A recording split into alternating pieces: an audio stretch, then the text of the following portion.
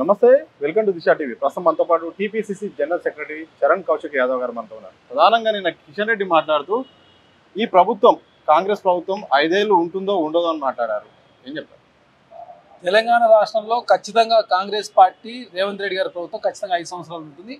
కేంద్రంలో నరేంద్ర మోడీ గారి ప్రభుత్వం 3వసారి అధికారంలో రావడం లేదని చాలా స్పష్టంగా కనపడతాం. కాబట్టి కిషన్ రెడ్డి గారు కావచ్చు, భారతీయ జనతా పార్టీ నాయకులు తెలంగాణ రాష్ట్రంలో కాంగ్రెస్ పార్టీ కూలుతుందని చెప్పే ప్రయత్నం వారు చేస్తా ఉన్నారు. కానీ స్వచ్ఛందంగా కాంగ్రెస్ పార్టీకి చాలా మంది బీఆర్ఎస్లో గెలిచిన ఎమ్మెల్యేలు కావచ్చు, భారతీయ జనతా పార్టీ గెలిచిన ఎమ్మెల్యేలు కాంగ్రెస్ పార్టీ రావడానికి సిద్ధంగా ఉన్నారు. ఖచ్చితంగా కాంగ్రెస్ పార్టీ ఎమ్మెల్యే సంఖ్య 90కి పెరగబోతాం. మరోవైపు మాజీ మంత్రి హరీష్ రావు మాట్లాడుతూ సేమ్ ఇలాంటిదే మాట్లాడారు. అంటే ఈ ప్రభుత్వం ఎక్కడ అంటే కాంగ్రెస్ ప్రభుత్వం ఎక్కడ కూడా పూర్తిగా 5 ఏళ్ళు ఉన్న పరిస్థితి ఈ మధ్య కాలంలో కనపడలేదు. ఇక్కడ కూడా ఉంటుందో లేదో అని కూడా ఆయన చెప్పారు. దాంతోపాటు త్వరలో బీఆర్ఎస్ ప్రభుత్వం రాబోతుంది రాష్ట్రంలో అని చెప్పారు. దేనికి సంకేతం? అంటే హరీష్ రావు గారు ఏదో పార్లమెంట్ ఎలక్షన్ వస్తున్నాయి కాబట్టి మాట్లాడుండొచ్చు అని చెప్పి మేము భావిస్తా ఉన్నాము. కాంగ్రెస్ పార్టీ ప్రభుత్వం రాజస్థాన్లో 5 సంవత్సరాలు ఉంది, ఛత్తీస్గఢ్లో 5 సంవత్సరాలు ఉంది, కర్ణాటకలో 5 సంవత్సరాలు ఉంది, తెలంగాణ కూడా 5 సంవత్సరాలు ఉంటుందని చాలా స్పష్టంగా కనపడతా ఉంది.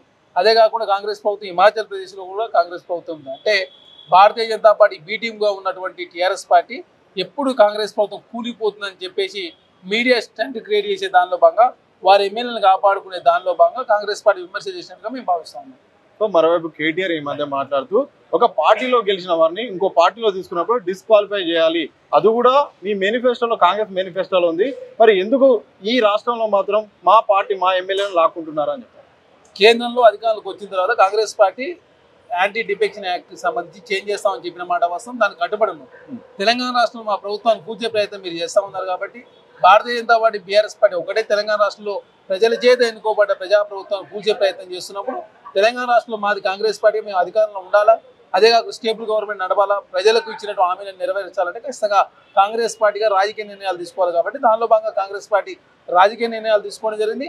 అదే కాకుండా స్వచ్ఛందంగా ఎమ్మెల్యేలు వస్తున్నప్పుడు కాంగ్రెస్ పార్టీగా మేము తీసుకోవాల్సిన అవసరం ఉంది, తీసుకుంటాం. కేంద్రంలో అధికారంలోకి వచ్చిన తర్వాత యాంటీ డిఫెక్షన్ సంబంధించి ఖచ్చితంగా చట్టం చేస్తానని చెప్పి దానికి కట్టుబడి ఉన్నామని చెప్పేసి ఆల్రెడీ కేంద్ర నాయకత్వం చెప్పిన మాట వాస్తవం.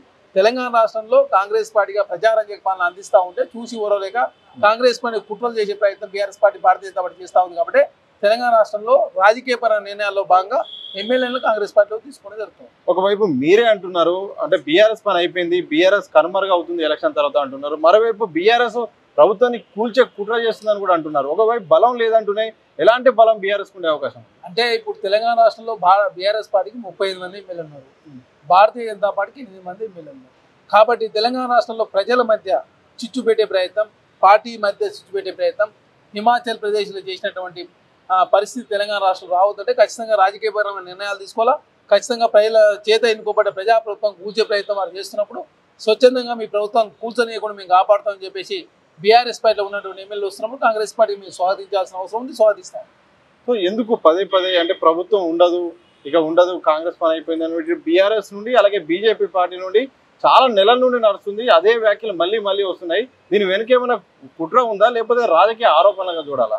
అంటే కుట్ర కోణం దాగి ఉందని చాలా స్పష్టంగా కనపడతా ఉంది. అదే కాకుండా రేపు జరగబోయే పార్లమెంట్ ఎలక్షన్లో 1-2 పార్లమెంట్ స్థానాలు గెలవాలంటే కాంగ్రెస్ పార్టీ కూలుతుంది. కాబట్టి కూలే ప్రభుత్వంలోకి ఎవరు రాకుండా చేసే ప్రయత్నంలో భాగంగా బీఆర్ఎస్ పార్టీ నాయకులు, భారతీయ జనతా పార్టీ నాయకులు ఇట్లాంటి వ్యాఖ్యలు చేస్తూ ఉన్నారు తప్ప వారు చేసే వ్యాఖ్యల్లో సిద్ధశుద్ధి లేదని చాలా స్పష్టంగా కనపడతా ఉంది. అదే కాకుండా ఎమ్మెల్యేలు ఎవరు ఉండే పరిస్థితి, ఎందుకంటే ప్రజల చేత ఎన్నుకోబడ్డ ప్రజాప్రభుత్వం కూల్చే ప్రయత్నం బీఆర్ఎస్ పార్టీ భారతీయ జనతా ఒకటే తెలంగాణ రాష్ట్రం చేసే ప్రయత్నం చేస్తూ ఉంది. కాబట్టి ప్రజాప్రభుత్వంలో నిరంకుశం లేదు, నియంతృత్వం లేదు, ప్రజలు కూడా యథేచ్ఛగా సెక్రటరీకి వస్తూ ఉన్నారు, ప్రజావాణి జరుగుతూ ఉంది.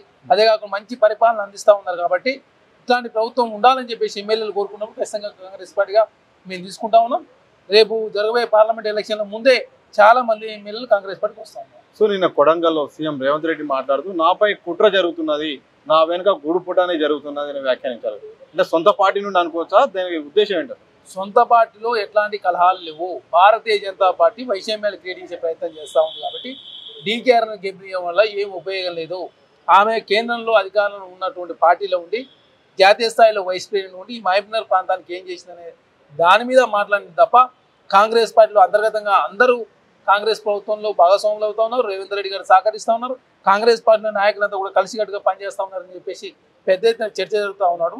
కాంగ్రెస్ పార్టీ మీద ఒడగొట్టే ప్రయత్నం డీకేఆర్ రూపంలో చేసే ప్రయత్నం భారతీయ జనతా పార్టీ చేస్తూ ఉంది. కాబట్టి ఆమె ఇంతవరకు ఏం చేయలేదు, రేపు కూడా ఏం చేయదు. తెలంగాణ రాష్ట్రంలో కాంగ్రెస్ ప్రభుత్వం ఉంది కాబట్టి నేనే కొడంగల్కి 5,000 కోట్ల రూపాయలు పెట్టుబడి తీసుకొచ్చినట్టే అట్లాంటి ప్రభుత్వంలో ఉన్నటువంటి కాంగ్రెస్ పార్టీ మనం గెలిపించుకున్నట్లయితే రేపు ఇంకా ఎక్కువ చేసే అవకాశం ఉంటుంది. కాబట్టి ప్రజలు తప్పు నిర్ణయాలు తీసుకోవద్దని చెప్పే దానిలో భాగంగా రేవంత్ రెడ్డి గారు నేను అట్లాంటి వ్యాఖ్యలు చెప్పాను. So BJP MLA Palvai Harish మాట్లాడుతూ అసలు రేవంత్ రెడ్డికి మంత్రులు సపోర్ట్ ఇవ్వడం లేదు, సరైన విధంగా అసలు ఆయన చేతుల్లో లేరు, అలాగే నల్గొండకు చెందిన ఎమ్మెల్యేలే ఆ ప్రభుత్వాన్ని కూల్చివేస్తారని మాట్లాడారు. నల్గొండ జిల్లాకు సంబంధించిన ఎమ్మెల్యేలు ఎవరు కూడా కాంగ్రెస్ ప్రభుత్వాన్ని కూర్చే పరిస్థితులు లేరు. వారి జిల్లాలో వారు హ్యాపీగా ఉన్నారు. 12 స్థానాలకు 11 స్థానాలు గెలిచారు. నిన్న పార్లమెంటు సంబంధించి భువనగిరి పార్లమెంట్ విషయంలో కాంగ్రెస్ పార్టీలో పనిచేసినటువంటి వైస్ ప్రెసిడెంట్ కిరణ్ కుమార్ రెడ్డి గారికి ఇస్తే కూడా మేము 1,00,000 మెజార్టీ మునుగోలునే తీసుకొస్తామని చెప్పేసి రాజగోపాల్ రెడ్డి గారు చెప్పారు. వారే ఇన్ఛార్జ్గా ఉన్నారు. కోమటిరెడ్డి వెంకరెడ్డి గారు సికింద్రాబాద్కి ఇన్ఛార్జ్గా ఉన్నారు. నల్గొండ జిల్లా నాయకత్వం అంతా కూడా సమిష్టిగా పనిచేస్తూ ఉంది. రాష్ట్ర నాయకత్వానికి వాళ్ళు సహకారం అందిస్తూ ఉన్నారు. ఎక్కడ కూడా ఇప్పటివరకు కాంగ్రెస్ పార్టీ వ్యతిరేకంగా ఏ నాయకుడు మాట్లాడలేదంటే కాంగ్రెస్ పార్టీ ప్రజారంజక పాలన అందిస్తూ ఉంది. ఒకరికొకరు తోడు తీసుకొని ముందుకు పోయే ప్రయత్నం జరుగుతూ ఉంది. కాబట్టి కాంగ్రెస్ పార్టీ చూసి ఓరలేక కాంగ్రెస్ పార్టీలో అంతర్గత విభేదాలు ఉన్నాయని చెప్పే ప్రయత్నం టీఆర్ఎస్ పార్టీ చేస్తాం. Thank you.